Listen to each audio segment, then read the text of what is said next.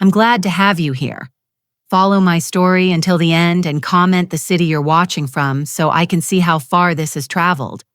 I came to Sunday dinner at my son's house, but he opened the door and said, "Mom, these dinners are for family only now. You're not invited." I stood there holding the apple pie I'd baked that morning, his favorite since he was 5 years old, and felt my world crack apart. What I didn't know yet was that over 5 years, I'd given them $237,000, and they were about to learn that walking away from me was the biggest mistake of their lives. The November wind cut through my coat as I stood on Riley's doorstep, my hands trembling around the warm pie dish. Not from the cold, from something I couldn't quite name, yet something that felt like the ground shifting beneath my feet. Through the frosted glass door, I could see movement, hear laughter, the clink of wine glasses, and the warm murmur of conversation that meant Sunday dinner was already underway. Our Sunday dinner, the tradition I'd driven 45 minutes from my apartment in the city to keep every single week for the past 2 years. I'd baked Riley's favorite apple pie that morning. The recipe my mother taught me, the one with the lattice crust that took an extra hour, but was worth it when you saw someone's face light up. I'd gotten up at 6:00 a.m. to make it, because Riley once mentioned years ago that the smell of this pie reminded him of his father. Robert had been gone for 17 years now. Heart attack at 47, leaving me with a 15-year-old son and a mountain of grief I thought would never end. But I'd survived. More than survived. I'd built a life. I'd raised Riley alone, working double shifts as a nurse at St. Mary's Hospital. I'd put him through business school. I'd walked him down the aisle when he married Madison 3 years ago. I'd helped them buy their first house, this beautiful colonial in the suburbs, with the wraparound porch and the chandelier in the dining room. The chandelier I could see glittering now through the window. I rang the doorbell. The laughter inside paused. Footsteps approached. The door opened and my son stood there in a crisp, button-down shirt I didn't recognize. Probably expensive. Everything Madison bought for him was expensive. Mom. His face changed the instant he saw me. The smile vanished like someone had flipped a switch. "What are you doing here?" The question hit me like a slap. It's Sunday. I managed my voice smaller than I wanted it to be. "Our dinner." I brought pie.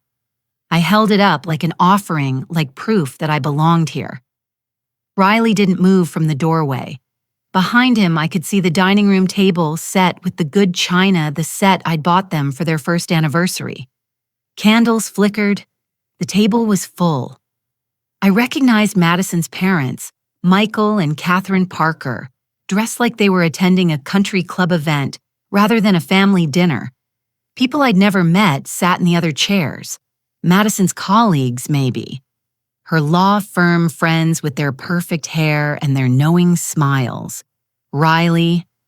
I said, "Can I come in?" That's when Madison appeared. She moved like a shark through water, smooth and purposeful, her hand settling possessively on Riley's shoulder. She wore a burgundy dress that probably cost more than my monthly rent. Her blonde hair was styled in loose waves, and her makeup was flawless. She looked at me the way you'd look at a door-to-door salesman. "Ava," she said. Not Mom, never Mom. "Riley didn't tell you, tell me what?" My heart was hammering now. Something was very wrong. I could feel it in the air and the way Riley wouldn't meet my eyes and the brittle smile on Madison's face. These dinners, Madison continued, her voice smooth and final as a judge's gavel. "We're keeping them intimate now, just immediate family. My parents are here and we're trying to maintain appropriate boundaries. Boundaries." The word felt like ice water down my spine. "I'm Riley's mother," I said. My hands were shaking so badly now that the pie dish rattled slightly. "I am his family." "Of course you are." Madison's smile didn't reach her eyes. But we've been meaning to talk to you about this, about giving us space, about not inserting yourself into every aspect of our lives. Inserting myself. Sunday dinners had been my idea. Yes. 2 years ago, when Riley and Madison first moved into this house, the house I'd helped them buy with a $40,000 down payment, I'd suggested we start a tradition. Family dinners like the ones Robert and I used to have when Riley was young. Riley had loved the idea, or so I thought. Daniel Madison said, her voice sharper now. Tell her, my son, my baby boy, who I'd rocked through nightmares, who I'd taught to ride a bike, who I'd sacrificed everything for, finally looked at me. His eyes were guilty, ashamed, but not ashamed enough to do the right thing. Mom, he whispered. These dinners, they're for family only now. Madison's parents are here and we're trying to keep it intimate. You understand, right? Family only. I stared at him. At this stranger wearing my son's face, at the man I'd raised alone. The man I'd given up vacations and new clothes and sometimes proper meals to support. The man I'd worked myself to exhaustion for taking every extra shift, every holiday, every overtime hour I could get. Riley, I said quietly, I'm your mother. I am your family. Margaret, we've been meaning to talk to you. Madison's voice cut through the November air like a knife. About boundaries. You're not invited tonight. It would be better if you left. The world tilted. I looked at my son's face one more time, waiting for him to defend me, waiting for him to tell his wife she was wrong, that his mother was always welcome. That family meant something more than blood and legal documents. He said nothing. I'm sorry, Mom, Riley finally whispered. But yes, please go. I don't remember walking back to my car. I don't remember setting the pie on the passenger seat or starting the engine. I only remember sitting in my dark apartment 3 hours later, still holding my purse, still wearing my coat, staring at that damned apple pie on my kitchen counter. The pie with the lattice crust that took an extra hour, the pie that smelled like Robert, the pie that was supposed to remind my son that he was loved. I sat there until dawn, watching the sky turn from black to gray to the pale pink of morning. And somewhere in those dark hours, something inside me changed. The hurt began to crystallize into something harder, something clearer, something that felt a lot like rage. I didn't sleep, couldn't sleep. Every time I closed my eyes, I saw Riley's face, heard Madison's voice, family only. At 6:00 a.m., I made coffee with shaking hands. The apartment felt too quiet, too empty. For 32 years, it had just been Riley and me. Now it was just me. I sat at my kitchen table and opened my laptop. The screen's blue light made my eyes ache, but I needed to see, needed to know. I'd been helping them financially for 5 years. It started small, a few hundred here and there, when they were saving for their down payment. Then it became regular monthly mortgage help car payments, the kitchen renovation Madison insisted they needed. Riley's startup venture that failed within 6 months. I'd never said no. They were my only family. I wanted to be useful, to be needed. But sitting there in the dawn light with the taste of humiliation still bitter in my mouth, I pulled up my bank statements and started adding. The numbers made me physically sick. Mortgage payments, $1,500 a month. I scrolled back through the records. 62 months. My hands froze on the keyboard. $93,000 just for the mortgage. And that was only the beginning. I opened a spreadsheet, the same software I used to use at the hospital for patient records, and started listing everything, every wire transfer, every check, every emergency that required my retirement savings. The car Madison had insisted they needed $45,000.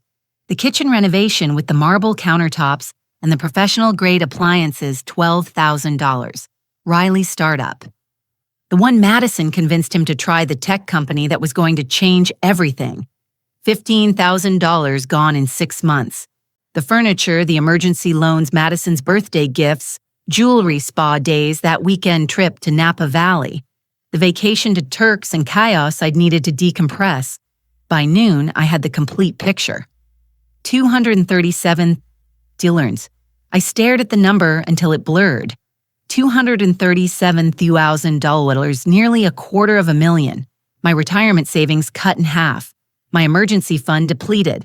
The small inheritance from my mother, the woman who'd raised me in a 2-bedroom apartment and taught me to make apple pie from scratch, gone entirely. For what to be told I wasn't family, I got up and walked to the bathroom. My reflection in the mirror looked older than my 67 years. Gray hair I kept meaning to dye.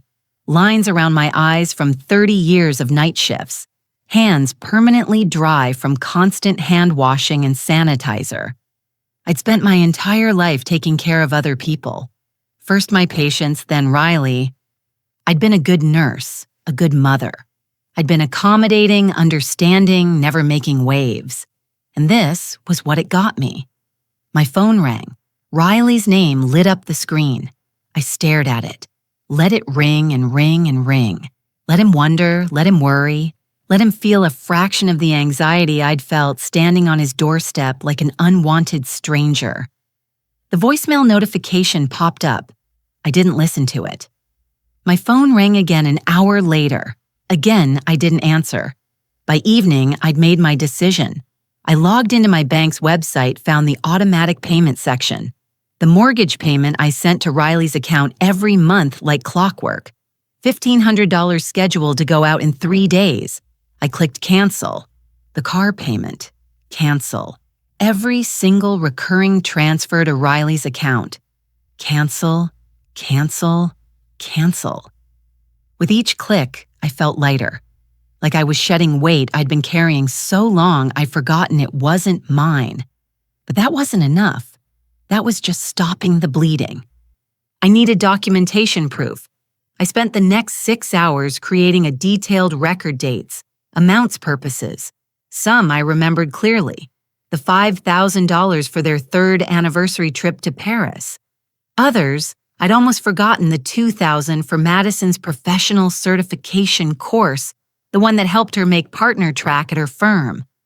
Around midnight, I called Susan. Susan Brennan had been my friend since nursing school 45 years ago. We'd worked together at St. Mary's until she retired 2 years before me. She'd gone through her own difficult situation with her daughter, caught her stealing from Susan's bank account to fund a gambling habit.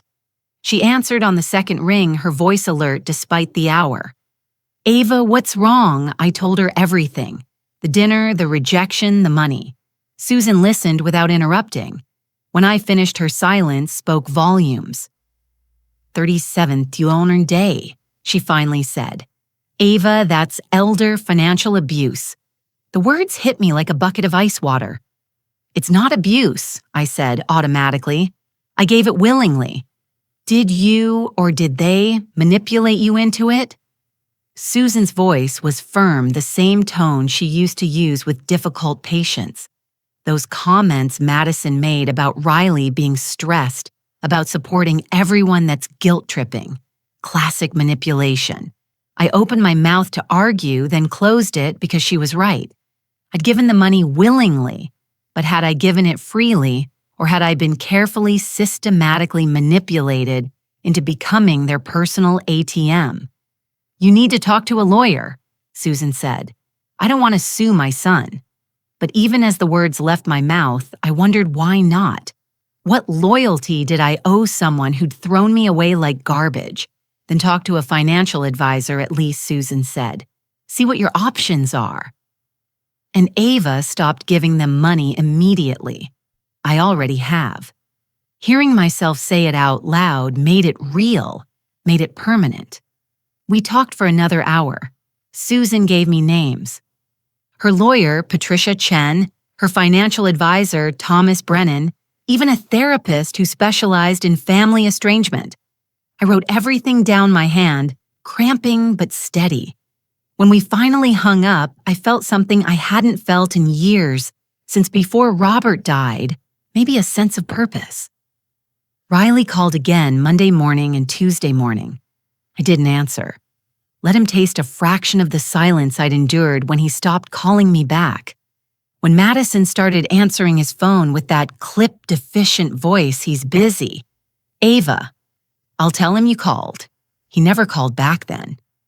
Now he could see how it felt. I had appointments to make plans to execute. And for the first time since Robert died, I was going to put myself first. My son had taught me an important lesson on that doorstep. Family isn't about blood. It's about respect, love, and loyalty. And if he could withdraw those things from me, then I could certainly withdraw my financial support from him.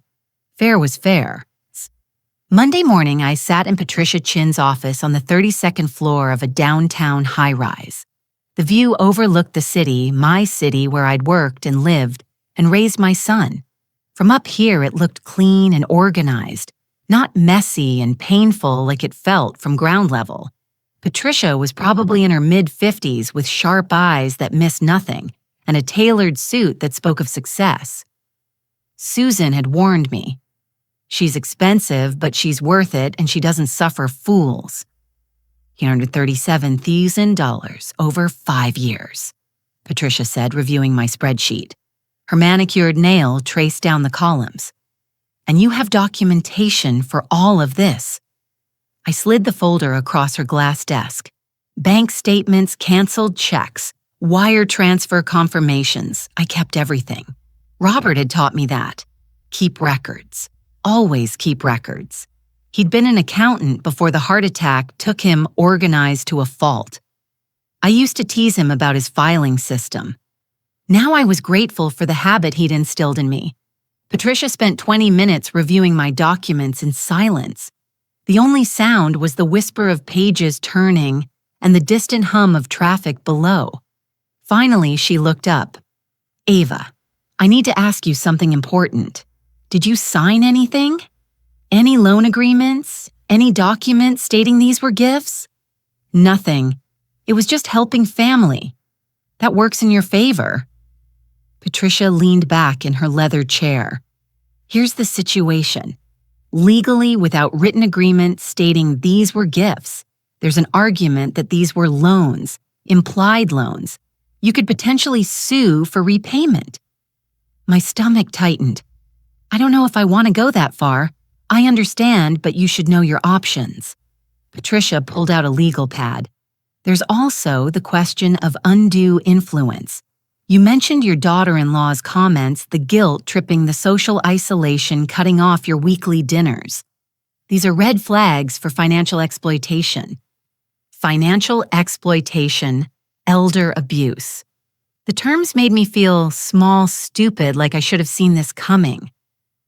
What would you recommend? First, I'm going to draft a formal demand letter. It will outline the money you've provided and request a repayment plan. It's official, it's documented, and it puts them on notice that you're not backing down. Patricia's expression softened slightly. Sometimes that's enough to wake people up. Sometimes they realize what they're about to lose and they change course. I thought about Riley's face on that doorstep, the way he'd let Madison speak for him, the way he'd stood there and nodded when she told me to leave. And if it's not enough, then we file a lawsuit. We pursue repayment through the courts. It will be public record. It will be uncomfortable, but you'll have legal standing to reclaim what's yours. I signed the retainer agreement with shaking hands, wrote a check for $3,500, watched my already depleted savings drop further, but it was worth it. For the first time since that horrible Sunday, I felt like I was taking control. The letter went out Wednesday by certified mail signature required. I imagined Madison's face when she opened it, saw the official letter had read the itemized list of every dollar, every wire transfer, every check. Good. Let her feel a fraction of the shock I'd felt. Thursday morning, my phone exploded. 7 missed calls from Riley before 9:00 a.m.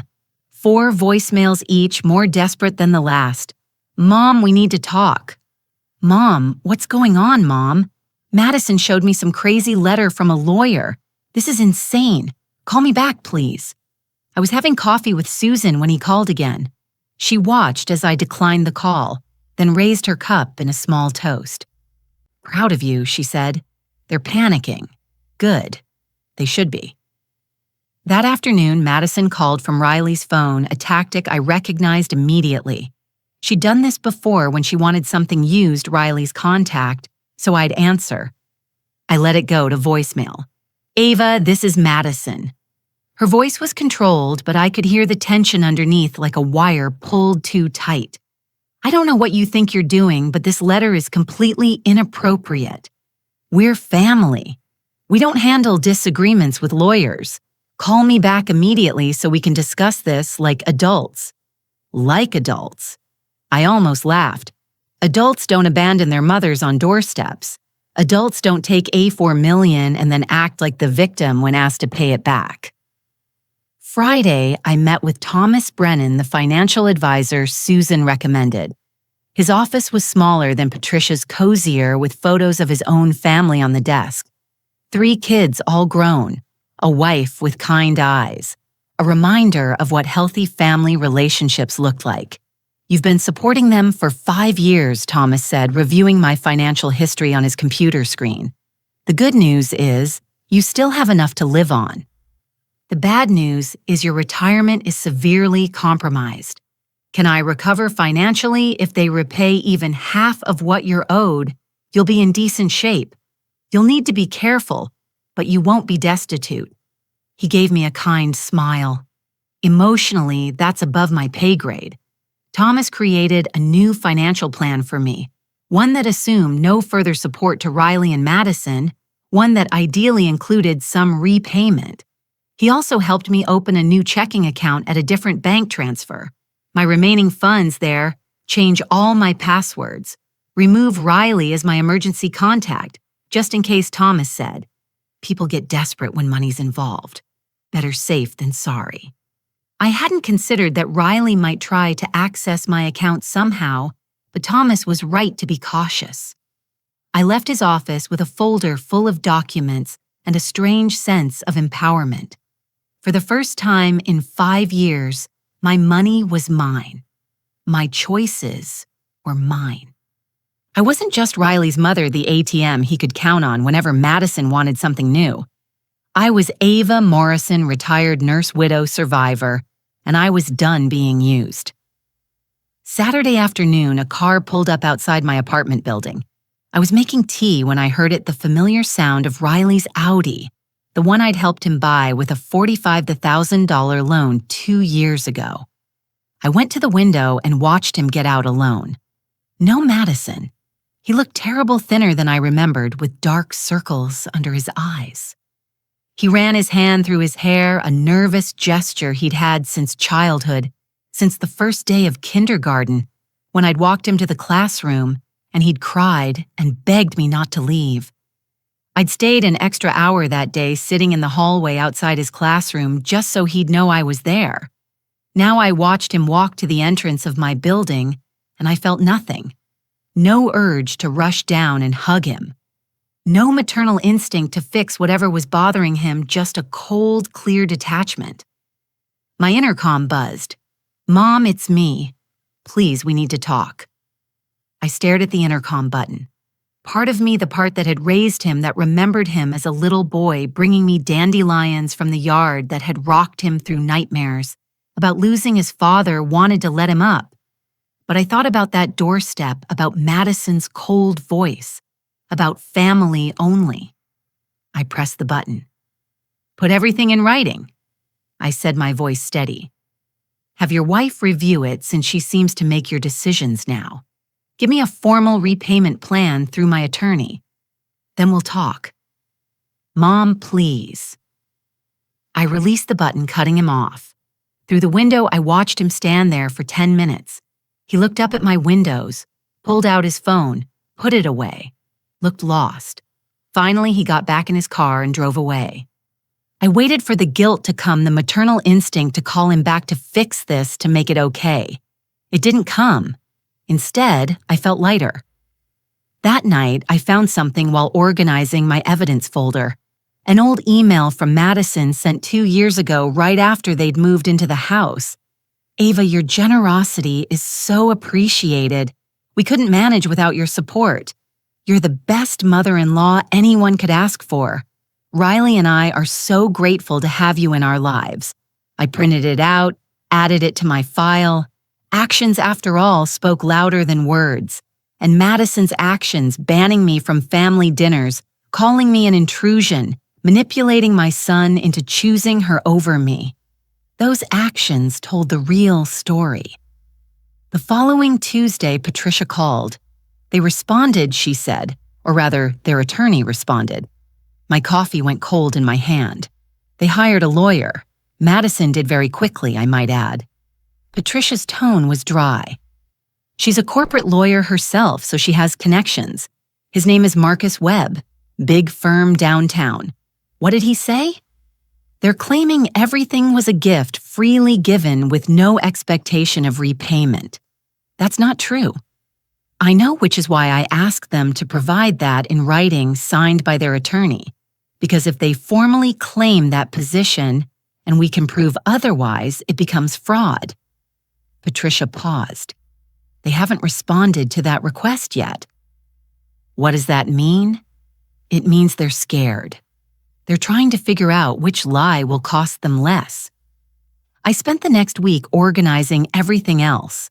I went to my bank and requested a complete transaction history, every transfer to Riley's accounts over the past 5 years. The banker, a young woman named Maria, looked at the amounts and raised her eyebrows but didn't comment. I collected old text messages, found conversations from years ago. Riley, Mom, can you help with the down payment on the car? I'll pay you back as soon as my bonus comes through. My response, of course, honey, whatever you need. His bonus never came, or if it did, it went to something else. The payment never came back to me. Another message from 3 years ago. Riley emergency car repair, $2,000. Just a loan until next month. Next month never came either. I even found a voicemail from 3 years ago. Riley's voice younger, more carefree. Thanks for the loan, Mom. I'll get it back to you next month. You're the best.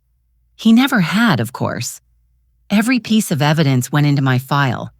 Patricia was building a case whether I sued or not because the documentation itself was leverage. Thursday evening they came together. I was reading when I saw them through my window. Riley and Madison walking up the sidewalk with determined faces. Madison's heels clicked on the pavement like a countdown. The buzzer rang. Not a request this time, a demand. Ava, we're coming up. Madison's voice sharp and commanding.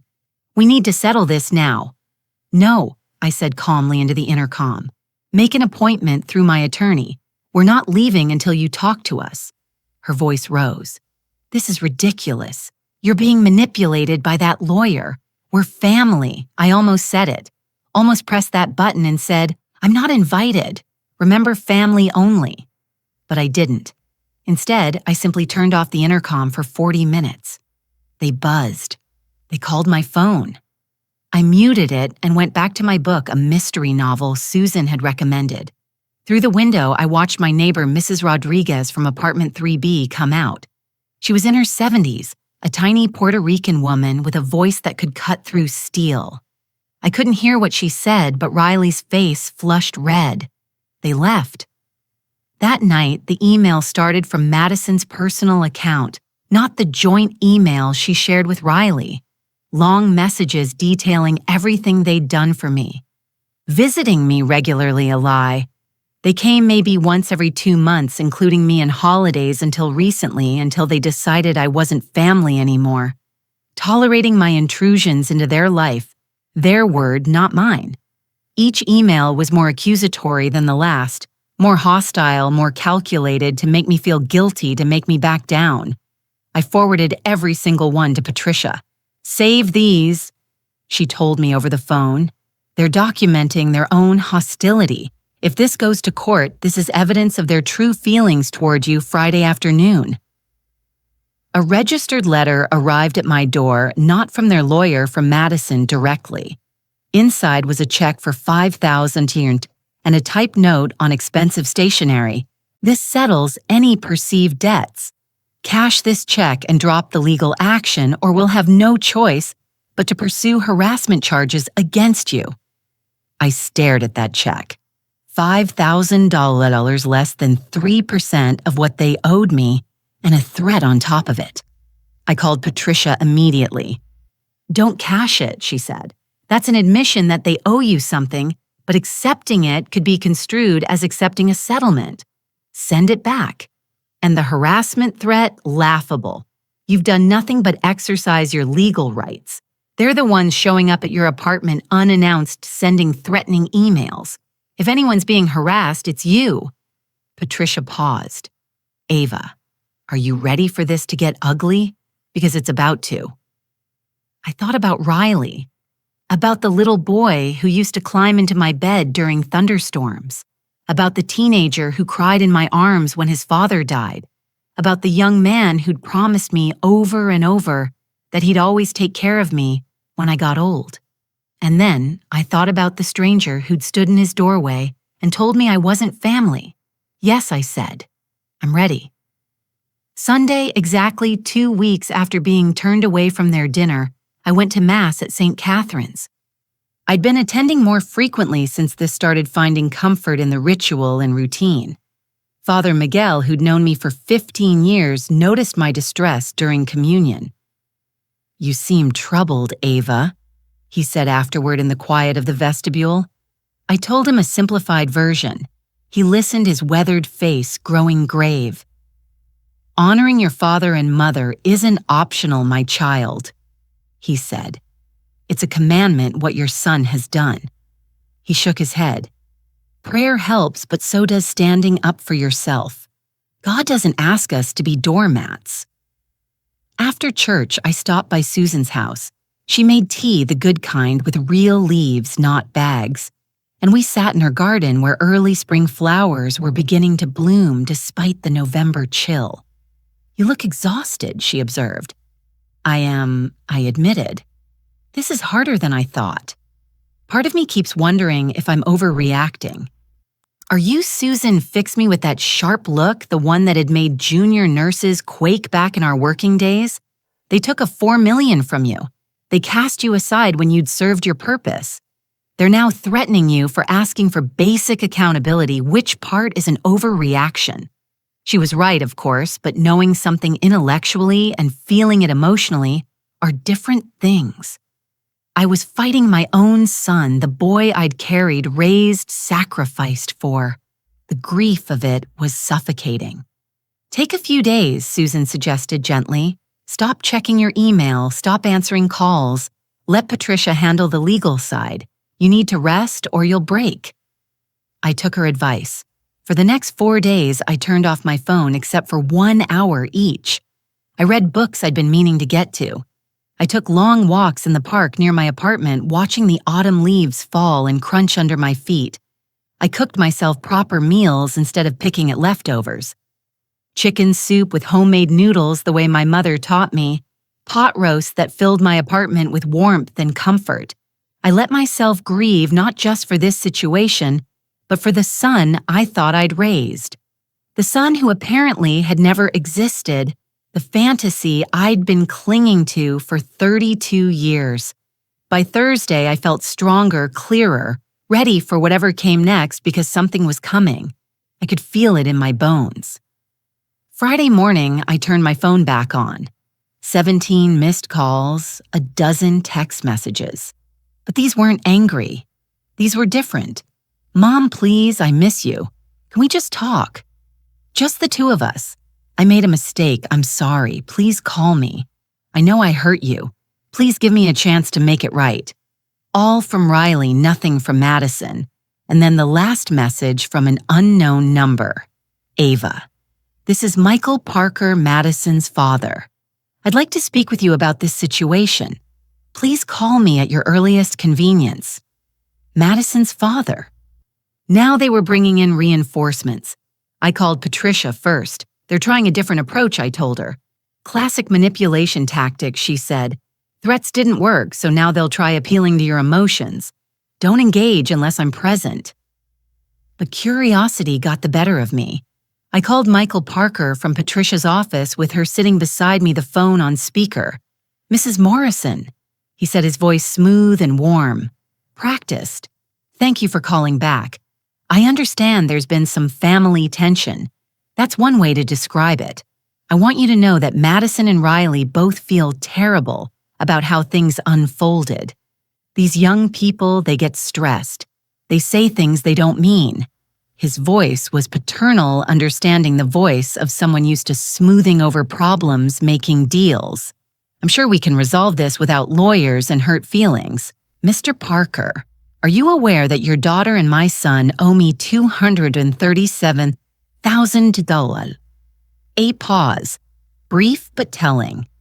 "Madison mentioned you'd been very generous over the years. Generous gifts to help them build their life. Loans I corrected, which they've refused to repay. Well, that's a matter of interpretation, isn't it? In families, we help each other. I've helped Madison too. I don't keep a ledger." His tone cooled slightly. "Frankly, Mrs. Morrison, this legal action is embarrassing for everyone involved. What would people think there it was? The real concern appearances, Madison's professional reputation, their standing in the community." Mr. Parker, Patricia interjected smoothly. "This is Patricia Chen, Mrs. Morrison's attorney. If your daughter and son-in-law would like to settle this matter, they can present a reasonable repayment proposal through proper channels." "This is exactly the problem," Michael Parker said, his voice hardening. "Lawyers turning family matters into business transactions. Ava, if you continue down this path, you'll lose your son forever." Is that really worth it for money? The words were designed to hurt, and they did. But I'd had time to think, time to grieve, time to get angry. "I already lost my son," I said quietly. "The day he told me I wasn't family. The money is just proof of how long I'd already lost him." "You're making a mistake." "This call is over," Patricia said and disconnected. I sat there, hands shaking, but not from fear, from rage. They were trying to make me feel guilty for expecting basic decency, basic respect, basic repayment of what I was owed, as if wanting dignity was somehow wrong. That afternoon, an envelope arrived by courier. Inside was a handwritten letter from Riley. His handwriting, not Madison's precise corporate script. "Mom, I know I hurt you. I know I messed up badly. Madison and I have been talking, and we want to make this right. We can't pay you back all at once. We don't have that kind of money sitting around. But what if we gave you $1,000 a month? We could start immediately. We could have dinner together again, be a family again. I miss you so much. I miss our Sunday dinners. I miss calling you just to talk. Please, can we just go back to how things were? Love, Riley. $1,000 a month." I did the math in my head the same way I used to calculate medication dosages during night shifts. At that rate, it would take 237 months to repay me. 19 years and 9 months. I'd be 86 years old. And they wanted to go back to how things were, with me giving them, taking me being grateful for whatever crumbs of affection they threw my way. I took the letter to my weekly coffee date with Susan. We'd started meeting every Tuesday at a cafe near the hospital where we used to work. The owner, Marco, always gave us free refills in the corner table by the window. Susan read Riley's letter and snorted. Actually snorted into her cappuccino. 19 years, she said, handing it back. "They're betting you'll die first." "Susan, I'm serious, Ava. Look at the math. They're offering you nothing and hoping you'll be grateful for crumbs." She leaned forward, her voice intense. "What are you going to do? I don't know yet." But I did know.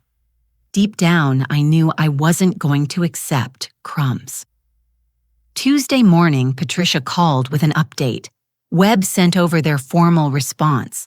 She said, "You're going to want to sit down for this." I was already sitting, but I gripped the arm of my chair anyway. They're offering $25,000 paid over 5 years. $5,000 a year. The number was so absurd I actually laughed. A bitter, hollow sound. That's barely 10%. I know, and there's more. They want you to sign a release stating that you'll never pursue additional funds, never speak publicly about this matter, and that you acknowledge all previous transfers were gifts made freely without expectation of repayment. They want me to lie. Essentially, yes, they want you to sign away your rights and your truth in exchange for 10 cents on the dollar. I closed my eyes. Saw Riley's face at 5 years old, gap-toothed and trusting. Saw him at 15, broken and grieving after losing his father. Saw him at 22, graduating business school, promising me that all my sacrifices would pay off. What do you recommend? We reject it completely. And we let them know we're prepared to file a lawsuit. How long will that take to file? A week, maybe 2, to actually go to trial? Patricia paused. Could be 6 months, could be a year. Depends on their strategy. A year of this pain. This conflict, this daily reminder that my son had chosen money and his wife over his own mother. But what was my alternative except their insulting offer and spend the rest of my life knowing I'd let them win? File it, I said. That afternoon, I did something I hadn't done in months. I called my sister. Jennifer lived in Arizona with her husband Tom. We talked maybe 3 or 4 times a year. Christmas, birthdays, the occasional catch-up. We'd never been particularly close, even as kids. She was 5 years younger, and by the time she was old enough to be interesting, I was already in nursing school. But she was family. Real family, not the conditional kind Riley was offering. Ava. She sounded surprised. Is everything okay? Not really, no. I told her everything. Jennifer listened in silence, occasionally making small sounds of disbelief. 237,000, she finally said. Jesus, Ava. I knew you were helping him, but I didn't know it was that much. I didn't either. Not until I added it all up. And Madison actually told you to leave on your doorstep. Family only, she said. Jennifer was quiet for a long moment. Then I never liked her. I know I never said anything, but I didn't. There was always something calculating about her. The way she looked at everything like she was assessing its value. Why didn't you say something? Would you have listened? Probably not. Back then, I'd been so happy that Riley had found someone so relieved that he wouldn't be alone. I'd ignored the red flags the way Madison always brought conversation back to money, the way she made little comments about my quaint apartment, the way she'd suggested I might want to update my wardrobe for their engagement party. I'm proud of you, Jennifer said, for standing up to them. Mom would be proud too. Our mother, the woman who'd raised us alone after our father left, the woman who'd worked 3 jobs to keep us fed and clothed, the woman who taught me to make apple pie and to never let anyone make me feel small. She died 10 years ago, leaving me that small inheritance that I'd then given to Riley. She would have been furious. Thanks, Jen. You need anything money for the lawyer a place to stay if things get weird. I'm okay, but thank you. After we hung up, I sat in my quiet apartment and cried. Not from sadness this time, from relief, from the realization that I wasn't completely alone, that there were people who saw my worth, who valued me for more than my bank account. Wednesday, I started attending the support group Father Miguel had mentioned. It met in the church basement every week, a circle of 8 people dealing with difficult family situations. The facilitator was a woman named Dr. Sarah Kim, a therapist who donated her time. She was in her 40s, warm and non-judgmental, with kind eyes behind wire-rimmed glasses. We have a new member today, she said, gesturing to me. Would you like to introduce yourself? I'm Ava, I said. I'm 67. My son and his wife owe me $237,000 and recently told me I'm not part of their family anymore. The words sounded surreal out loud, but no one in the circle looked shocked. They just nodded with understanding. Tom, a man about my age with calloused hands and sad eyes, spoke first. My son stole my identity, took out credit cards in my name, ruined my credit. I found out when debt collectors started calling. Maria, an elegant woman in her early 70s with silver hair. My daughter convinced me to put her name on my house. Then she sold it without telling me and put me in a nursing home. Kept all the money. Robert, late 60s, former teacher. My kids put me in a home and sold my house to pay for it. Never asked if I wanted to go, never visited. I only got out because a social worker helped me. Each story was worse than the last, and yet everyone was surviving, fighting back, reclaiming their lives. The hardest part, Maria said, looking directly at me, is accepting that the person you loved isn't who you thought they were. My daughter isn't the little girl I raised. That person is gone if she ever existed. I had to grieve her like a death. Her words hit me like a physical blow because she was right. I'd been grieving Riley, not the adult he'd become, but the child he'd been the son I'd imagined he was. What helped you move forward? I asked, accepting that I deserved better, that my worth wasn't tied to her love or approval. Maria smiled sadly. And finding people who actually cared about me, not what I could give them. After the meeting, 3 members exchanged numbers with me. Tom invited me to a Friday game night his group held at the senior center. Robert offered to introduce me to his book club. Maria suggested we get coffee sometime. These strangers, people I'd known for less than 2 hours, were offering me more warmth and community than my own son had in months. I said yes to all of it. That week, I started saying yes to life again. Yes to Tom's game night, where I discovered I was surprisingly good at Scrabble. Yes to Robert's book club, where we discussed mysteries and thrillers over wine and cheese. Yes to volunteering at the hospital's retired nurses program, helping mentor young nurses the way I'd once been mentored. Yes to pottery classes at the community center that Susan had been nagging me to try for months. My first bowl was lopsided and ugly, and I loved it. My calendar filled up. My apartment, which had felt like a prison of loneliness, became a place I actually wanted to return to. A place of peace, not shame. Riley called twice more that week, leaving increasingly desperate voicemails. "Mom, please. We need to talk about this, like adults. I don't understand why you're being so stubborn. We're trying to make things right. Madison's father is very upset. He thinks you're trying to ruin our reputation." I forwarded the messages to Patricia and kept living my life. They're losing control of the narrative Patricia observed during our weekly check-in.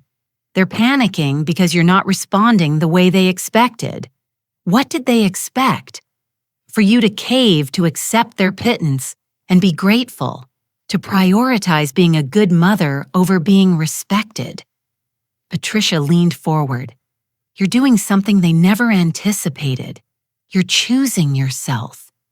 It felt strange choosing myself. I'd spent 32 years putting Riley first. Every decision filtered through the question, is this good for Riley? Will this help Riley? What does Riley need? Now I was asking, what do I need? What's good for me? What do I deserve? The answers were revolutionary. 3 weeks after the rejected offer, something strange happened. I received an email not from Riley or Madison or their lawyer from an address I didn't recognize, serum47@gmail.com. The subject line read, "You should know the truth about Madison." My first instinct was to delete it. It was probably spam or worse, some kind of trick, but curiosity won. "Dear Mrs. Morrison, you don't know me, but I know Madison. We were roommates and college freshmen through senior year. I saw your case mentioned in a legal blog. Apparently, it's getting attention in family law circles. I don't know if this will help, but I think you should understand who Madison really is, or maybe who she became. Madison's father left when she was 8, just packed a bag one day and never came back. Her mother remarried within a year a man named David, who made it clear he didn't want a stepdaughter around. Madison was sent to boarding school at 12. Not a nice one, a cheap one, barely a step up from foster care. She spent holidays there, summer breaks, Christmas. I don't think her mother visited more than twice a year. In college, Madison worked 3 jobs. She put herself through school with no help from anyone. She was brilliant, driven, terrified of ever being dependent on anyone. I'm not excusing what she's done to you, but I thought you should know Madison sees generosity as debt. It terrifies her. Anyone who helps her becomes someone who has power over her, and she can't handle that. She pushed away every mentor who tried to help, burned bridges with professors who wrote her recommendations, even cut me off when I loaned her $500 during senior year. She paid it back with interest and never spoke to me again. I think with Riley's mother, she saw someone who would always have a claim on her husband. Someone who could always remind him that Madison's family abandoned her while his mother sacrificed everything. I don't know if understanding this changes anything, but I thought you deserved to know. Sarah Mitchell. I read the email 3 times. Then I sat back in my chair, my mind spinning. Madison wasn't just greedy. She was wounded, terrified, lashing out at the person who represented everything. She'd never had a parent who stayed, who sacrificed, who loved unconditionally. Did it excuse her behavior? No. Did it make the cruelty hurt less? No. But it added context, nuance. It made Madison human instead of simply evil. I thought about my own mother, cold, critical, impossible to please. I'd sworn I'd be different with Riley, that I'd be warm and supportive and always there. Maybe I'd gone too far. Maybe I'd smothered him, made him dependent, prevented him from becoming truly independent. Maybe Madison and I were both damaged in different ways. She'd been abandoned. I'd been over. We'd both reacted by creating the opposite extreme, and Riley was caught in the middle, pulled between 2 women who'd never learned healthy balance. I forwarded the email to Patricia with a note context, not excuse, but thought you should see this. Her response came within an hour. Interesting. Doesn't change the law, but it might change how we approach settlement discussions. That evening, I did something I hadn't done since this all started. I pulled out the old photo albums, the ones with Riley's baby pictures, his childhood, his teenage years. Pictures of Robert young and healthy, holding our newborn son with wonder in his eyes. I'd been avoiding these albums, too painful, but now I needed to remember. There was 5-year-old Riley covered in mud, grinning at the camera after helping me garden. Riley at 10 gap-toothed, holding up his first straight A report card. Riley at 15 trying to look brave at his father's funeral, my arm around his shoulders. Riley at 18 graduation day looking lost and found at the same time. Riley at 25, his wedding day. I'd walked him down the aisle since Robert wasn't there to do it. In the photo, Riley was looking at Madison with such hope, such love. Madison was looking at the camera, her smile perfect and controlled. I closed the album. That little boy was gone. The grieving teenager was gone. The hopeful young groom was gone. In their place was a 32-year-old man who'd chosen his wife's cruelty over his mother's love. I needed to grieve him, really grieve him. Let go of who I'd hoped he'd become and accept who he actually was. Sunday, I went to Mass again. Father Miguel's sermon was about forgiveness, and I wondered if he'd chosen it specifically for me. Forgiveness, he said from the pulpit, doesn't mean accepting abuse. It doesn't mean letting people continue to hurt you. It means releasing the poison of bitterness so it doesn't destroy you from the inside. After Mass, I lit a candle for Robert, asked him wherever he was if I was doing the right thing. The candle flame flickered, but didn't answer. Monday morning, Patricia called with news. They want to meet face-to-face mediation already. They're scared. Ava Webb knows they don't have a case. They're trying to settle before we file the lawsuit. When this Friday court mandated mediation with Judge Harrison, it's neutral territory. We present our evidence, they present their case, and the judge facilitates discussion. My stomach nodded. Do I have to see them? Yes, that's the whole point. But I'll be there. You won't be alone. Friday, 4 days away. 4 days to prepare myself to sit across a table from my son and his wife and demand they pay back what they stole. Okay, I said. He said, I'll be ready. I wasn't ready. Thursday night, I couldn't sleep. I lay in bed staring at the ceiling, practicing what I'd say, how I'd keep my composure, how I wouldn't cry or rage or beg. At 3:00 a.m., I got up and made tea. Chamomile, the kind my mother used to make when I couldn't sleep as a child. I sat at my kitchen table, the same table where I'd done Riley's homework with him, where we'd eaten countless dinners, where he told me about his first day of kindergarten and his first heartbreak and his proposal to Madison. My phone buzzed. A text message from an unknown number. Mom, it's me. I'm using a friend's phone because I knew you wouldn't answer mine. Please don't go to mediation tomorrow. Please, we can work this out ourselves. Madison is willing to negotiate. Just the three of us. No lawyers, please. I stared at the message.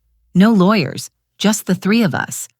Which really meant just Madison and me with Riley as her silent supporter. I typed back, see you in mediation. Then I blocked the number. Friday arrived cold and gray. I dressed carefully in my best navy suit, the one I'd bought for Robert's funeral and rarely worn since.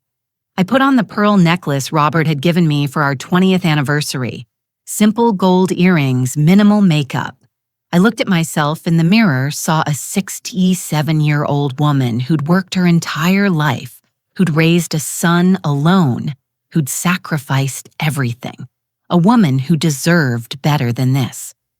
Patricia picked me up at 8:30. The courthouse was downtown, an imposing building of granite and glass. Remember, Patricia said as we walked in, stay calm. Don't let them see you emotional. You're here for business, not reconciliation. The mediation room was sterile and windowless. A long table, uncomfortable chairs, fluorescent lighting that made everyone look slightly ill. Judge Harrison was already there, a woman in her 60s with steel gray hair and sharp eyes. She nodded at me kindly. Mrs. Morrison, thank you for coming. Riley and Madison arrived 10 minutes later with Marcus Webb, their lawyer. Webb was exactly what I expected. Mid-40s expensive suit, shark eyes that assessed and calculated. But it was Riley I couldn't stop looking at. He looked terrible thinner than when I'd seen him through my window. Dark circles under his eyes.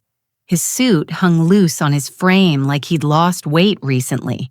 He wouldn't meet my eyes. Madison, on the other hand, looked perfect. Hairstyled makeup, flawless designer suit that probably cost more than a month of my old nursing salary. She sat down with the confidence of someone who'd won before they started. Let's begin. Judge Harrison said, this is mediation, not a trial. We're here to see if we can reach an agreement both parties can live with. Mr. Webb, would you like to start? Webb opened his briefcase and pulled out a folder. Your Honor, this is a simple case of family gift, giving being recognized as debt after a personal disagreement. Mrs.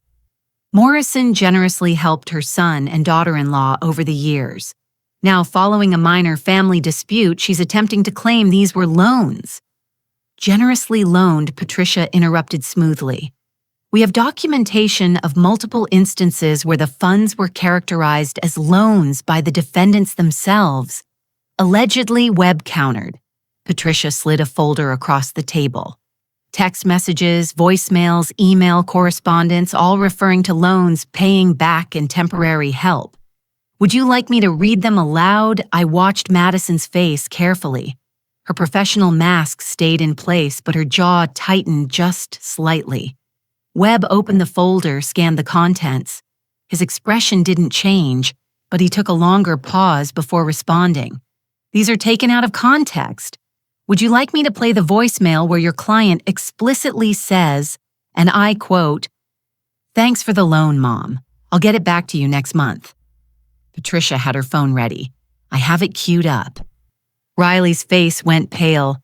Madison's hand gripped his arm, her knuckles white. Judge Harrison looked at Webb. Counselor, do you have evidence these were gifts? The nature of the family relationship? I'm asking for documentation, not supposition. Webb had nothing. We all knew it. Let's discuss settlement, Judge Harrison said. Mr. Webb, what are your clients prepared to offer $25,000 paid over 5 years? I didn't laugh this time. I'd prepared for this. That's insulting, I said, my voice steady and cold. They owe me $237,000. I have proof. They have no defense. And they're offering me table scraps. Mrs. Morrison Webb began. You need to be realistic. Realistic, I leaned forward. Let me tell you what's realistic. You have no case. You have clients who are documented liars. And every day, this drags on more evidence surfaces. I pulled out my own folder. Just last week, I had 6 people reach out with stories about Madison isolating Riley from family and friends. I have a paper trailing systematic manipulation. So yes, let's be realistic. Your clients are going to lose, and they're going to lose badly. Madison's mask finally cracked. You're doing this to destroy us, she said, her voice shaking. I'm doing this to get back what you stole. We didn't steal anything. Madison's voice rose. You gave that money because you wanted to feel important, because without it, you're just a lonely old woman with nothing to offer. The room went silent. Even Webb looked uncomfortable. Madison, Riley whispered, but she was beyond listening. She stood up, hands braced on the table, and I saw something in her eyes I hadn't expected. Pain, deep, bone-deep pain. You want to talk about manipulation? Madison's voice cracked. What about you showing up uninvited, calling, constantly inserting yourself into every decision we made? You didn't give us that money to help. You used it to buy control, to buy relevance in our lives. That's enough, Judge Harrison said sharply. Ms. Parker Morrison, I suggest you let your attorney speak for you. But Madison wasn't finished. You had your turn at family. This is ours. Why can't you just let us be? And there it was, the wound beneath the anger. Madison hadn't just been greedy. She'd been terrified. Terrified that I would always have a claim on Riley that she couldn't match. Terrified that his love for me meant less love for her. Terrified of being abandoned again like her father had abandoned her, like her mother had abandoned her to boarding school. I looked at Riley. Really? Looked at him. Did you know she was going to say that? I asked quietly. Did you know she thinks helping you was me buying control? Mom, answer the question. Riley looked at Madison, at Webb, at the table, anywhere but at me. She's upset, he finally said. That's not an answer. Do you believe what she just said? That I gave you money to manipulate you? The silence stretched. Riley's hands were shaking. His eyes were wet. I think he swallowed hard. I think we both failed each other, Mom. I stared at him. That wasn't the answer I'd expected. You made me too dependent. Riley continued, his voice barely above a whisper. You solved every problem, fixed everything. I never learned to stand on my own. And then Madison came along and she was so independent, so strong, and I thought maybe she could teach me what you couldn't. He wiped his eyes, but she made me too independent, cut off from everyone who loved me. And I don't know who I am anymore without someone telling me. It was the most honest thing he'd said to me in years, and it broke my heart because he was right. We had both failed each other. I'd loved him too much in the wrong way. Madison had loved him too little in a different wrong way, and Riley was caught in the middle, broken by both of us. Then we have nothing more to discuss, I said, standing up. Patricia, let's go. Mrs. Morrison, the mediation isn't over, Judge Harrison started. Yes, it is. I looked at Madison, then at Riley. See you in court. Patricia and I walked out. Behind us, I heard Webb's furious whisper, Madison's sharp retort, Riley's weak protest. In the elevator, Patricia squeezed my shoulder. That was perfect. She just gave us everything we needed. What do you mean the mediator witnessed her true character? If this goes to trial, that outburst will follow her. And Riley's admission we both failed each other. That shows he acknowledges wrongdoing. Patricia smiled grimly. They just lost any sympathy they might have had. Outside the courthouse, spring sunshine felt like a blessing despite the cold. I breathed deeply, feeling lighter than I had in months. What happens now? I asked. Now we prepare for trial and we make sure everyone knows exactly who they're dealing with. That night, I couldn't stop thinking about Riley's words. We both failed each other. He was right. I had made him dependent. I thought I was protecting him after Robert died, but I'd actually crippled him, prevented him from learning to solve his own problems, make his own mistakes, stand on his own feet.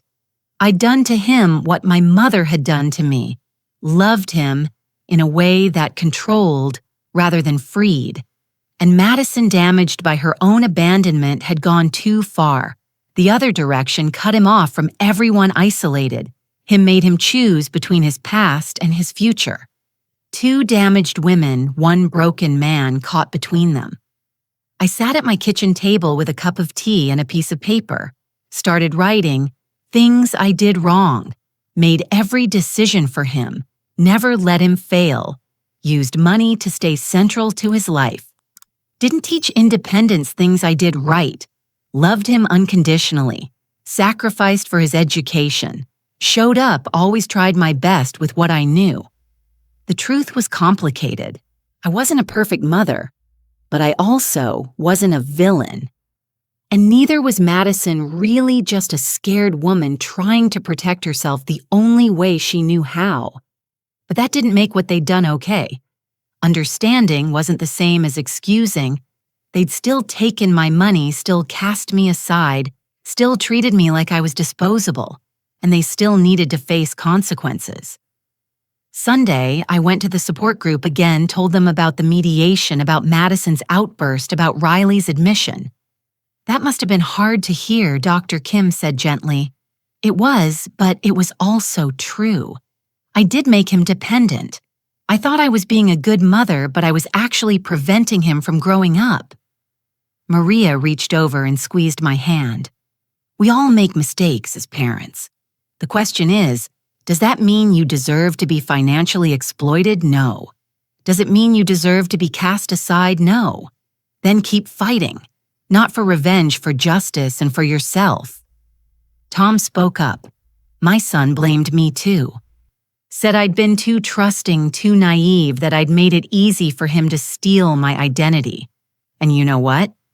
Maybe I had been too trusting, but that didn't give him the right to destroy my credit. Exactly. Robert added, my kids said I was too difficult, too set in my ways, that the nursing home was for my own good. Maybe I was difficult, but that didn't give them the right to sell my house without asking. Everyone had the same story. Imperfect parents who'd made mistakes, yes, but who didn't deserve to be abused, exploited or abandoned because of those mistakes. After the meeting, Maria invited me to lunch. We went to a small Italian restaurant near the church. I'm going to tell you something I've never told the group, she said over Mindstone soup. After my daughter sold my house after I got out of that nursing home, I wrote her a letter. I never sent it, but I needed to write it. What did it say? That I forgave her, that I understood she was damaged in her own ways, that I took responsibility for my part in our broken relationship. Maria's eyes were wet, but that I couldn't have her in my life anymore. That forgiveness didn't mean reconciliation. Did it help writing it? Yes, because I realized something. I could forgive her and still protect myself. I could understand her pain and still demand justice. They're not mutually exclusive. I thought about that all afternoon. Could I forgive Riley and Madison and still take them to court? Could I acknowledge my own failures and still demand repayment? Could I understand Madison's wounds and still refuse to be her victim? The answer, I realized, was yes. Yes to all of it. Complexity wasn't weakness. It was wisdom. That night, I wrote my own letter to Riley, to the son I'd raised and loved and failed in my own ways. Riley, I understand now that we both made mistakes. I made you too dependent. I smothered you when I should have let you struggle.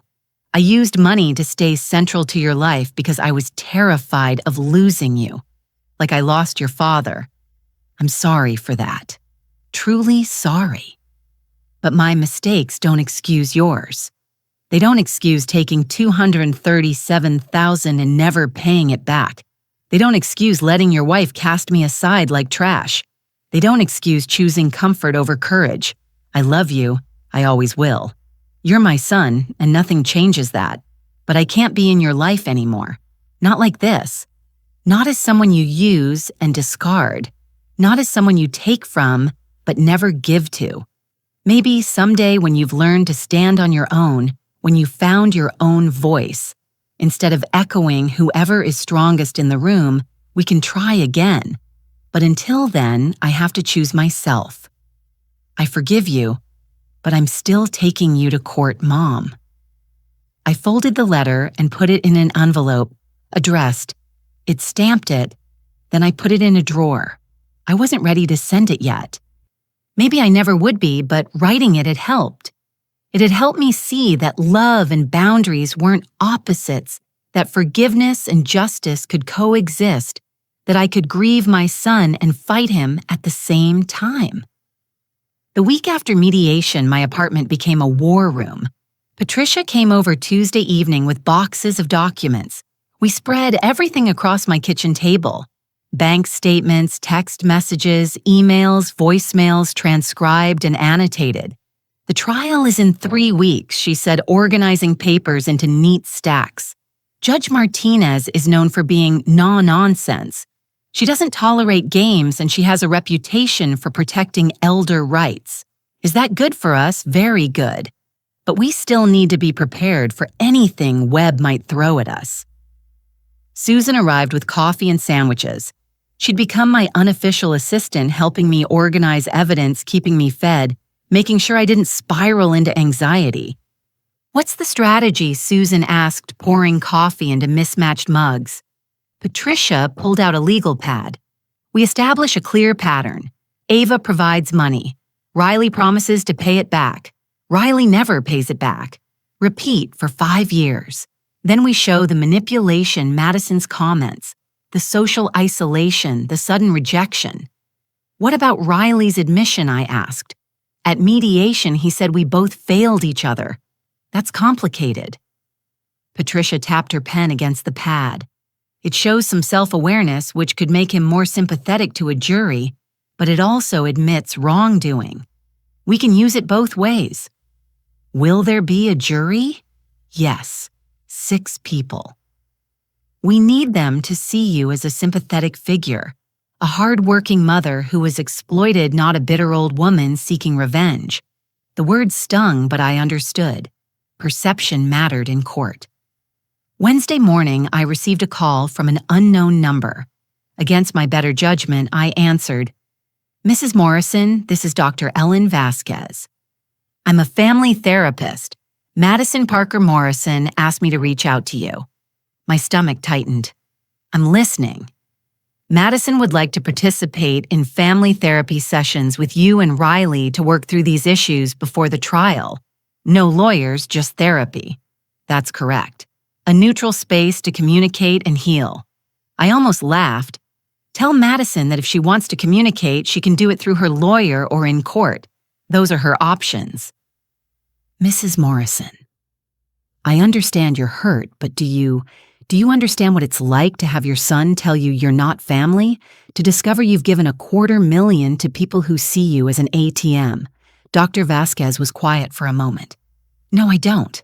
I'm sorry. Then please don't tell me what I should do. I hung up. My hands were shaking. Susan, who'd been pretending not to listen, came over and put her arm around my shoulders. "They're trying to manipulate you into dropping the case," she said.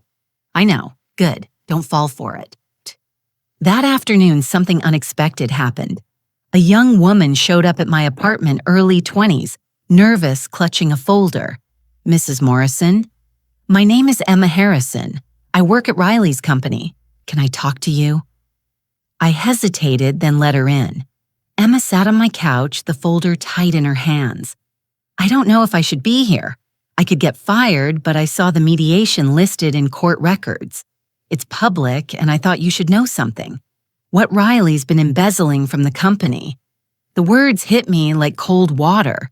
What wow? Not a lot, small amounts, $500 here, $1,000 there. But it's been going on for about a year. I'm in accounting. I noticed the discrepancies 3 months ago.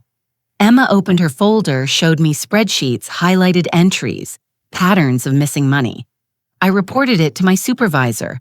She told me to keep quiet, that Riley was being handled internally, but nothing's changed. He's still doing it. "Why are you telling me this?" Emma's eyes filled with tears. "Because my grandmother raised me. My parents were addicts. She worked as a school cafeteria worker her whole life and gave me everything. When she got sick, I took care of her until she died." She wiped her eyes. "I heard what Riley did to you, how he and his wife treated you. And I thought you should know what kind of person he really is." I stared at the spreadsheets. Evidence of yet another betrayal. "Can I keep these?" I asked. "I made copies for you and for whoever you need to show." After Emma left, I called Patricia immediately. "This changes things," Patricia said after I explained. "This shows a pattern of financial dishonesty beyond just you. It makes him less credible. Will we use it at trial? Maybe. Depends on how things go, but it's good insurance." Friday, I went to my pottery class, my 3rd session. My bowl was still lopsided, but I was getting better at centering the clay. The instructor, Marcus, a retired art teacher in his 70s, watched me work. "You're fighting it," he observed. "Let the clay tell you where it wants to go. I want it to be perfect. Nothing's perfect. That's what makes it beautiful." I thought about that while my hands shaped the wet clay. About Riley, about my expectations of perfect motherhood, perfect son, perfect family. Maybe the imperfection was what made it real. Sunday, Father Miguel pulled me aside after Mass. "Big week coming up," he said. "Trial starts Wednesday. How are you feeling? Terrified, angry, sad, determined?" I paused. "All of it at once. That's normal. You're doing something brave." Father Miguel put his hand on my shoulder. "Remember, seeking justice isn't the same as seeking revenge. You're standing up for yourself. That's righteous. What if I lose, then you lose? But you'll lose knowing you fought for your dignity. That's worth something." That evening, Riley called. I was so surprised I actually answered. "Mom," his voice was, "please don't do this. Please, Riley. I know what we did was wrong." "I know, but taking us to court. Do you know what this will do to Madison's career, to our reputation? Do you know what you did to my retirement, to my sense of worth? We'll pay you back every penny. I promise. Just drop the lawsuit. You promised before Riley many times. I have the voicemails." He was crying now. Actually crying. "I'm your son. Doesn't that mean anything? You're the one who told me I wasn't family? I didn't mean it. Madison was upset her parents were there. I didn't know what to say. You knew exactly what to say. You said nothing. You chose her over me because I love her." The words hung in the air between us. "I love her, Mom. I know she's difficult. I know she treated you badly, but I love her, and I don't know how to choose between you." My heart broke a little because I heard it now. The truth beneath the words. Riley wasn't malicious. He was weak, caught between two strong women, unable to stand on his own. "Then don't choose," I said quietly. "Stand up for what's right. Admit what you did. Take responsibility. Pay back the money. That's not choosing sides. That's being an adult. I can't. Webb says if we admit the loans in court, we're opening ourselves up to fraud charges. Then you have a problem. Mom, I'll see you in court, Riley. I hung up, and this time I didn't cry. Wednesday morning arrived cold and clear. I dressed in my navy suit again, the pearls simple makeup. Susan drove me to the courthouse. "You've got this," she said, squeezing my hand. I hope so. The courtroom was smaller than I expected. Wood paneling a judge's bench tables for the lawyers, rows of seats for observers. Maria from my support group was there. Tom and Robert, too. Jennifer had flown in from Arizona. Uncle Frank Robert's best friend sat in the back row giving me a thumbs up. I had people, real people who cared about me, not what I could give them. Riley and Madison sat at their table with Webb. Madison looked perfect as always. Riley looked like he hadn't slept in days. Judge Martinez entered, a woman in her 60s with silver hair and sharp eyes behind reading glasses. All rise. The trial began. Day 1 documentation. Patricia stood and addressed the court. Her voice was clear, professional, devastating. "Your Honor, this is a simple case of breach of contract. Ava Morrison, a retired nurse and widow, provided $237,000 to her son, Riley Morrison, and his wife Madison Parker Morrison over a 5-year period. These funds were characterized as loans by the defendants themselves. They have refused to repay. We're here to seek justice." She presented the evidence methodically. Each bank transfer projected on a screen. Each text message read aloud. Each voicemail played for the courtroom.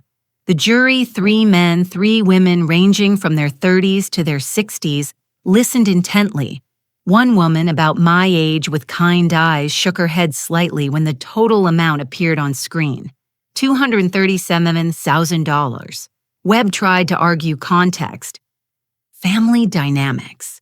The spirit of giving. Judge Martinez cut him off. "Counselor, do you have documentation showing these were gifts? The relationship itself, documentation. Mr. Webb, not narrative." He had nothing. By the end of the first day, Patricia had established the facts beyond dispute. Money was given. Promises were made. Money was not returned. Day 2, witnesses. Patricia called Uncle Frank first. "How long have you known the Morrison family?" Patricia asked. 30 years. I was Robert's best friend. When he died, I promised to look out for Ava and Riley. Did you notice any changes in Riley's behavior after he married Madison? Objection. Webb stood.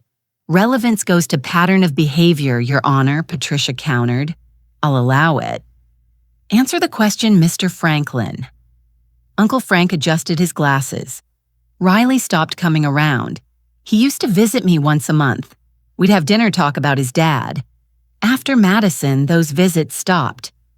When I called, Madison usually answered, said Riley was busy.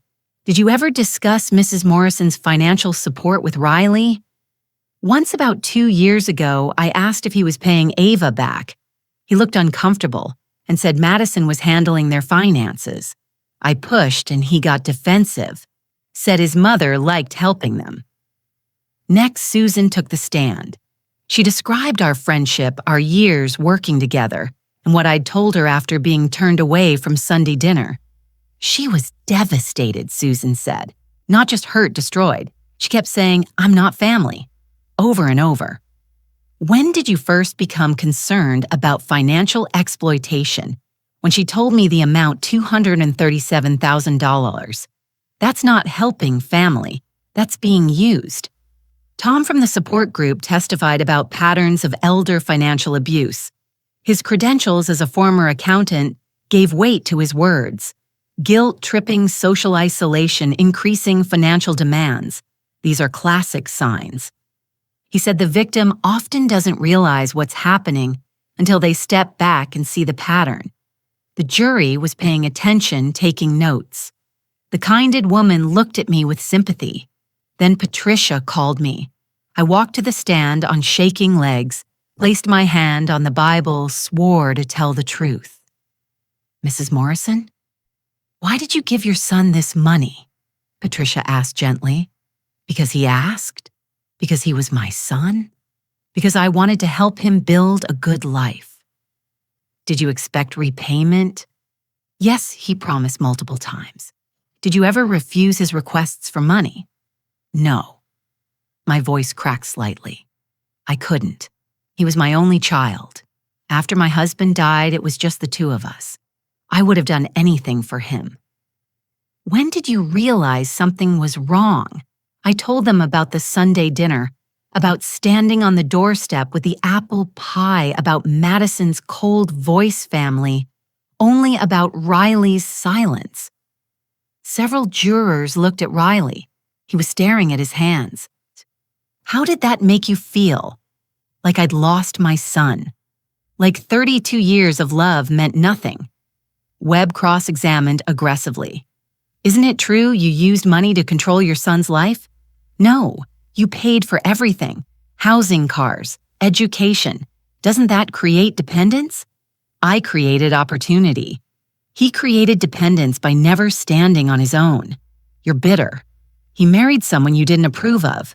I'm devastated. He became someone who could throw away his mother like garbage. Webb tried to shake me, asking the same questions different ways. But I'd faced worse.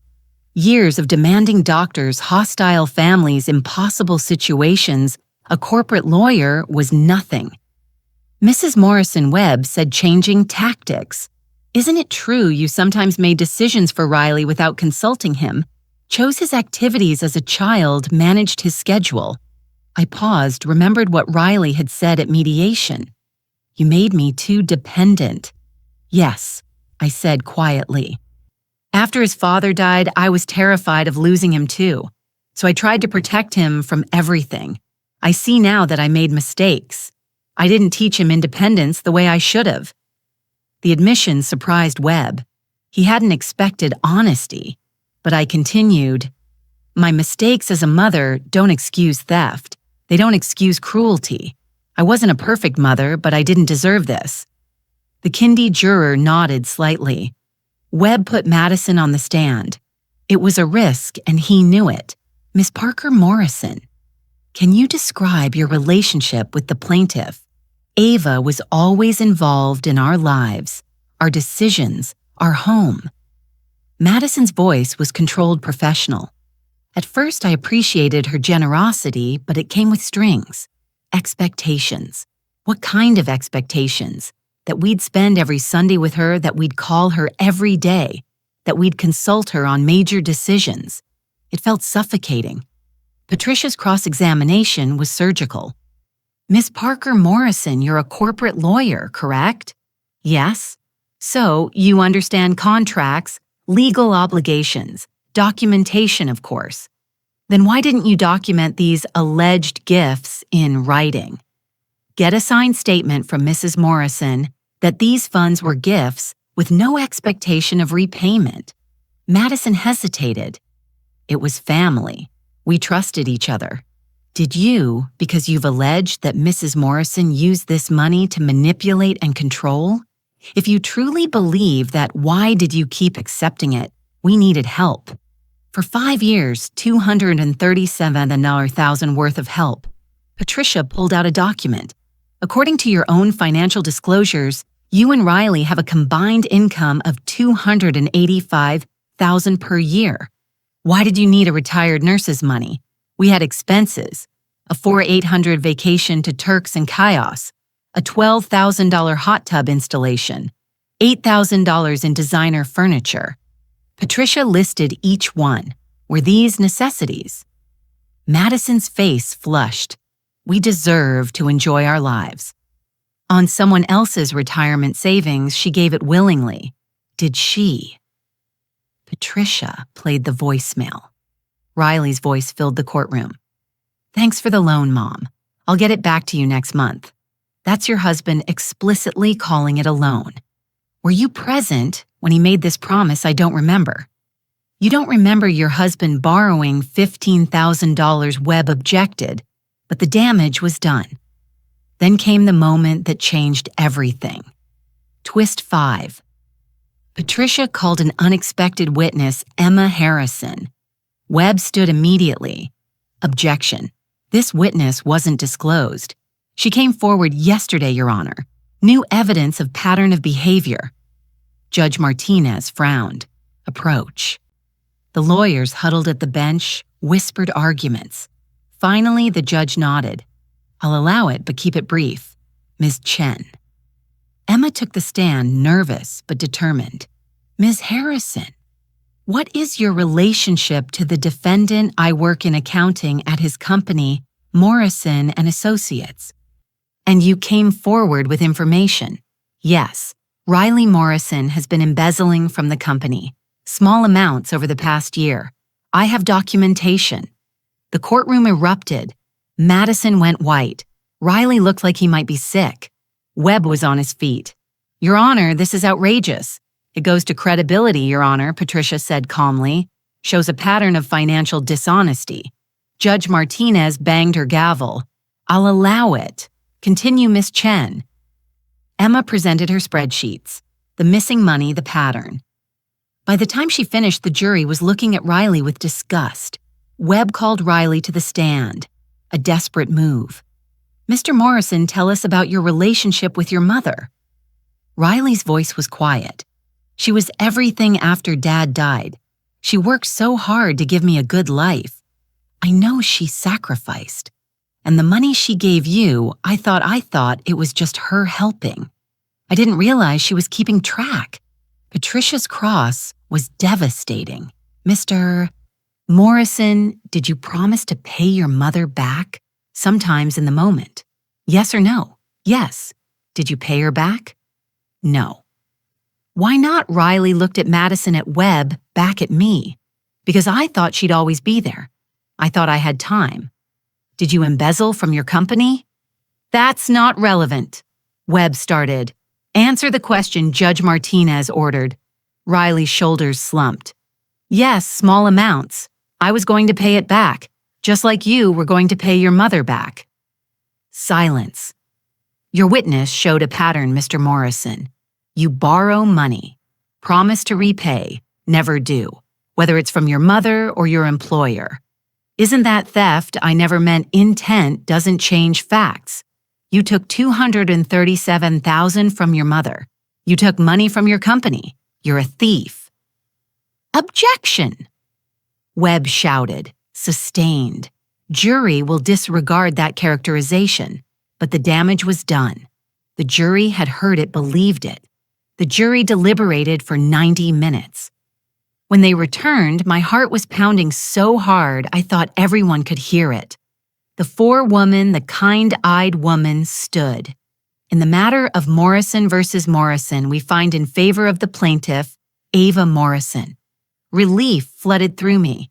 The defendants are ordered to repay $237,000 plus interest totaling $256,200. Additionally, we award the plaintiff $50,000 in emotional distress damages and $35,000 in legal fees, $341 and $420.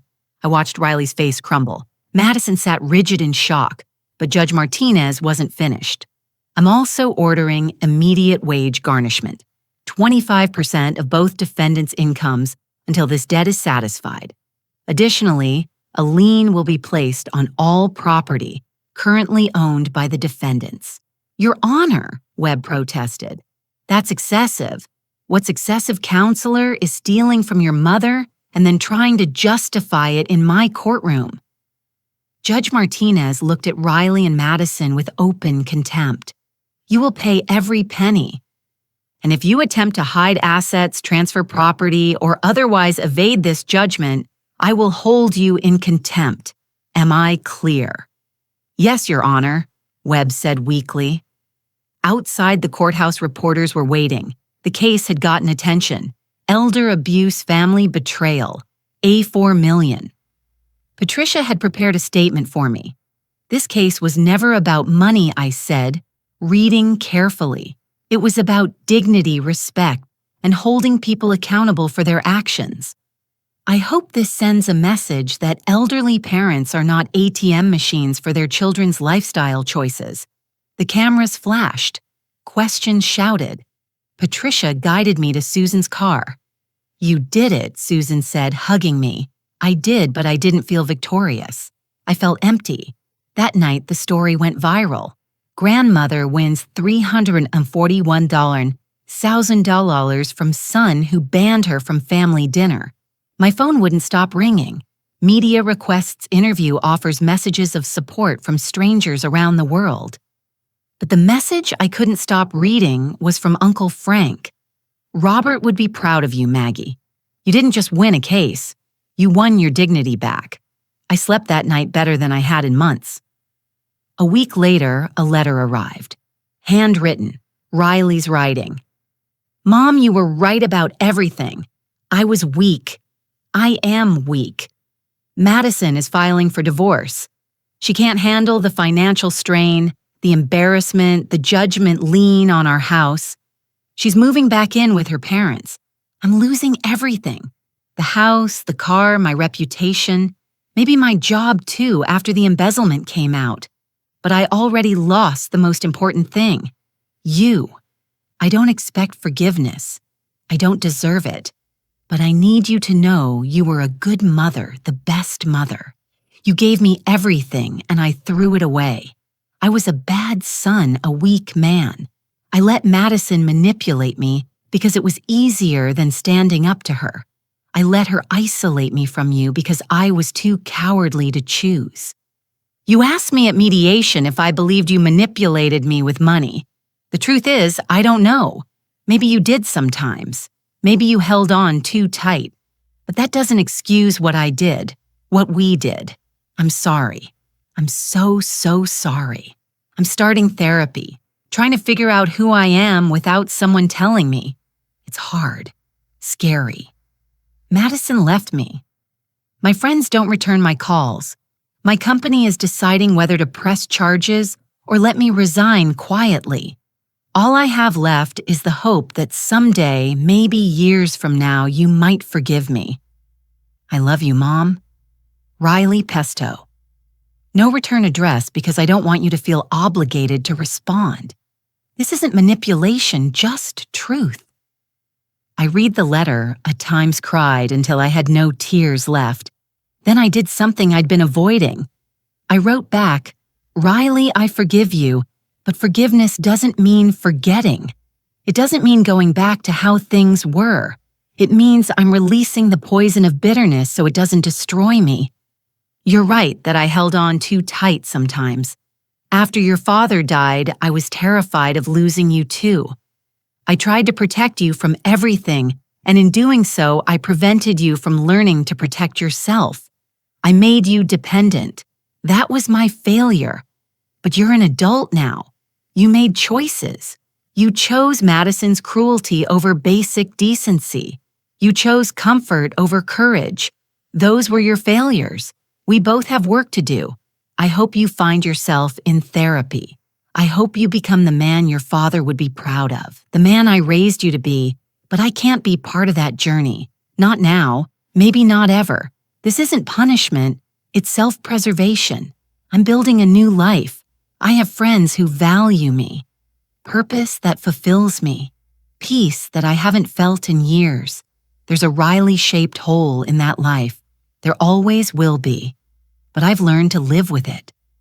Maybe someday, if you truly change, if you truly grow, we can try again. Not as mother and dependent son, but as two adults who respect each other. Until then, I wish you well. I love you. I always will. Mom, I sealed the letter, stamped it, mailed it, and felt lighter. My life looked different now. I was leading the support group at church, 8 people who'd been through similar betrayals, finding healing together.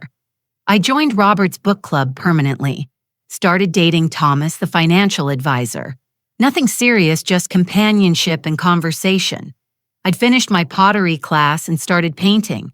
My apartment walls were covered with amateur art lopsided bowls, abstract canvases, proof that I was creating instead of just surviving. The money started coming in. 25% of Riley's salary, 25% of Madison's. It would take years, but I'd get it back. I heard through Uncle Frank that Riley and Madison had divorced, that Riley was living in a small apartment, working an entry-level job after resigning from his company, that he was in therapy twice a week, that he'd sent me flowers on my birthday. I'd received them, didn't respond. Jennifer visited from Arizona. We spent a week together reconnecting as sisters. She'd never been good at emotions, but she tried.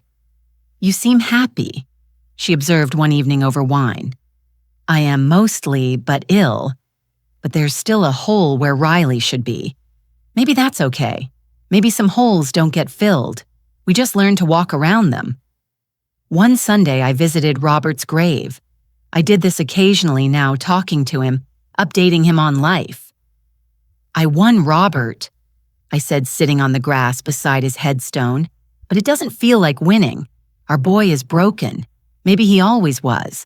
Maybe I broke him by loving him too much. Maybe Madison broke him by loving him too little. Maybe he broke himself." The wind rustled through the cemetery trees.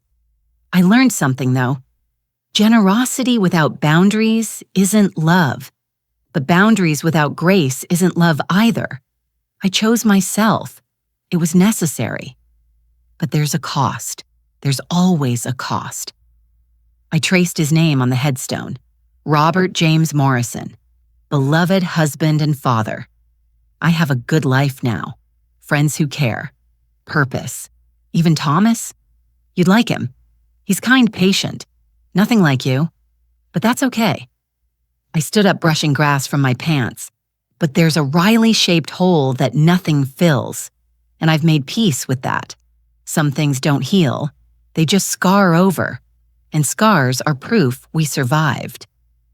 Walking back to my car, I passed a young mother with her son, maybe 7 years old, gap-toothed and energetic. "Mom, I love you," he said, throwing his arms around her waist. "I love you too, sweetie," she replied, ruffling his hair. I smiled, small, sad knowing. Love isn't enough, I thought, but it's still worth everything. I got in my car, drove home to my apartment, to my friends, to my pottery and painting and book club, to Thomas, who was making dinner, to my new life. It wasn't the life I'd planned.